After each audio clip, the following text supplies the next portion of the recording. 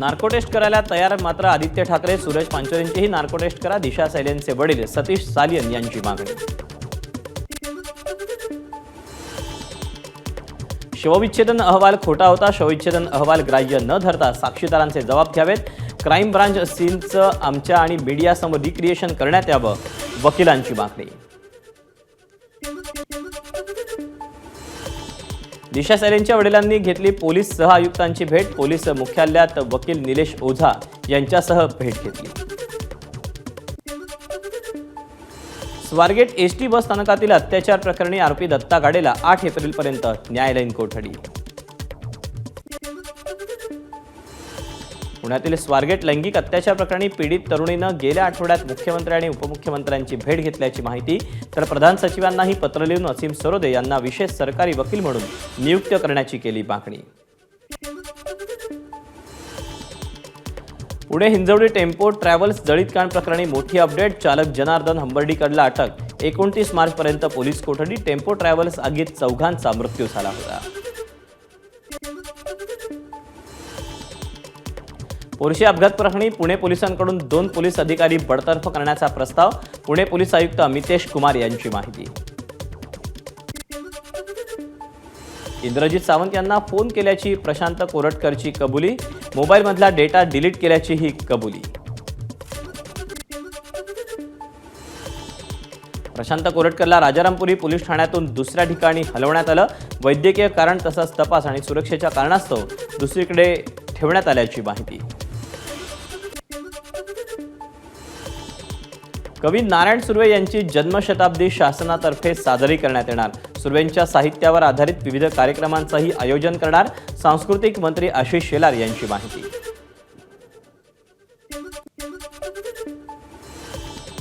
सकाळपासून मंत्रालयात पिण्यासाठी पाणी उपलब्ध नाही, तर कालपासून 5व्या आणि 6व्या मजल्यावर स्वच्छतागृहातही पाणी नसल्यानं कर्मचारी आणि नागरिकांना अडचण. नाशिकच्या कुंभमेळ्यात 20 कोटींच्या जवळपास लोक येतील, आखाडा परिषदेचे राष्ट्रीय अध्यक्ष रवींद्र पुरी यांनी वर्तवला अंदाज, प्रशासनानं योग्य त्या सोयी सुविधा पुरवाव्यात, रवींद्र पुरींची मागणी.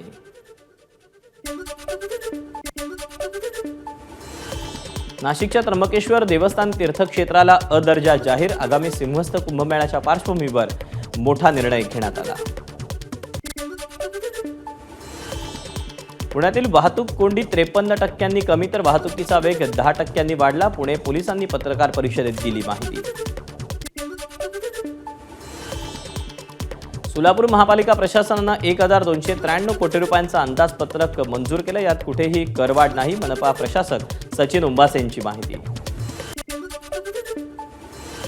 उन्हाळी हंगामासाठी एसटीकडून लांब पल्ल्याच्या 764 नवीन फेऱ्यांचं नियोजन, 15 एप्रिल ते 15 जून या कालावधीत प्रवाशांची वाढती संख्या लक्षात घेता जादा फेऱ्या चालवल्या जाणार. मुंबईतून येत्या काही दिवसातच क्लीनअप मार्शलची सेवा बंद होणार, वाढत्या तक्रारीमुळे महापालिकेची प्रतिमा मलिन होत असल्यानं मार्शलची सेवा बंद करण्याचा निर्णय. पुण्याहून कोलकाताकडे जाणाऱ्या रेल्वे गाड्या 12 एप्रिलपासून बंद राहणार, एकूण 13 दिवस पुणे ते कोलकाता आणि पुणे ते या गाड्या बंद राहणार असल्याची माहिती. गुढीपाडव्याला सिद्धिविनायकाच्या चरणी भक्तांनी अर्पण केलेल्या सोन्याच्या दागिन्यांचा लिलाव होणार, 30 मार्चला सकाळी 11 ते संध्याकाळी 5 वाजेपर्यंत लिलाव.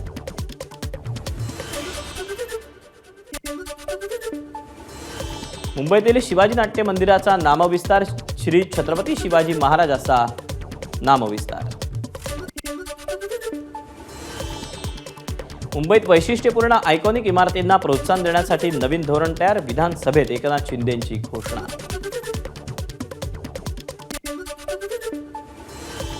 नागपुरातून मुंबईत आलेल्या बांगलादेशी नागरिकाला दादरमधून अटक, नागपूर हिंसाचारात बांगलादेशी नागरिकाचा सहभाग होता का याचा तपास सुरू.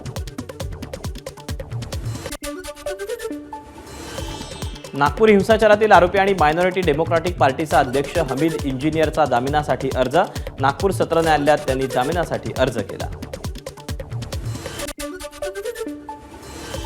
नागपुरातील हिंसाचार झालेल्या नुकसानाचे पंचनामे पूर्ण, सरकारी नियमानुसार 7,20,000ची मदत दिली जाणार.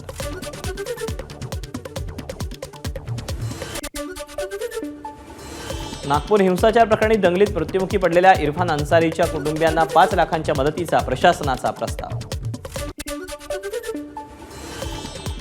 मुंबईत अवैधरित्या वास्तव्य करणाऱ्या 17 बांगलादेशी नागरिकांना अटक. शिवाजीनगर आणि आरसीएफ पोलिसांची कारवाई.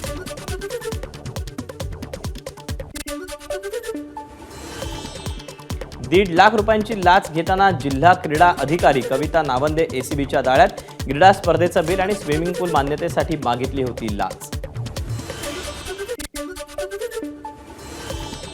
टोरेस गैरव्यवहारातील हवाला ऑपरेटर अल्पेश खाराचा ताबा ईडीकडे. गुंतवणूकदारांकडून घेतलेली रक्कम तो USDT चलनाच्या माध्यमातून परदेशात पाठवत होता.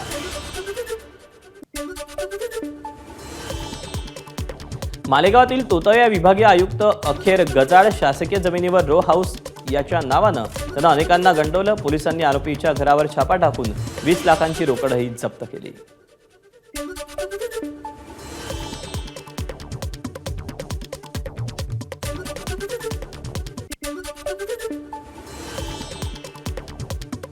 अहिल्यानगरमध्ये व्यापाऱ्याच्या घरी दरोडा टाकण्याचा प्रयत्न करणाऱ्याला अटक. आरोपींची कोतवाली पोलिसांनी काढली धिंड.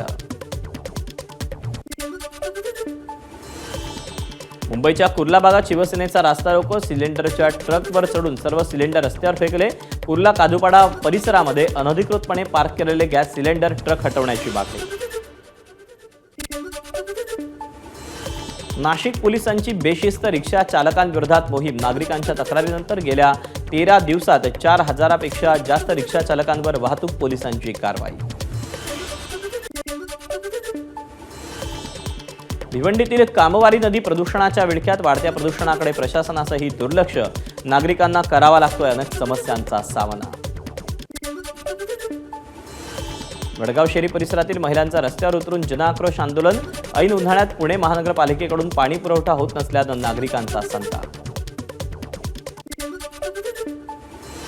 ऐन उन्हाळ्यात पुण्यातील 29,000 ग्राहकांचा वीज पुरवठा खंडित.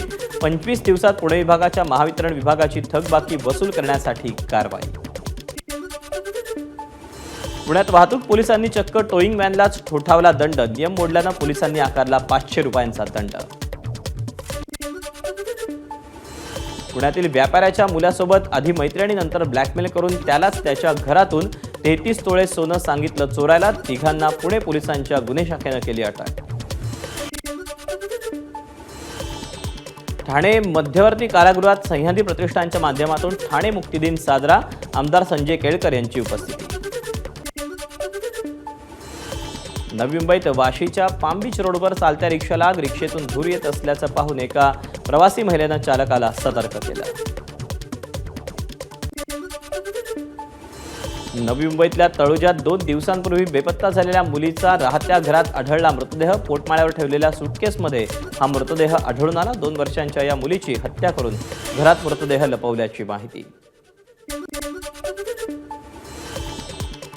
राज्यात उष्माघाताचे 22 रुग्ण. सर्वाधिक 4 रुग्ण गडचिरोलीत. बुलढाणा नागपूरमध्ये उष्माघाताचे प्रत्येकी 3 रुग्ण.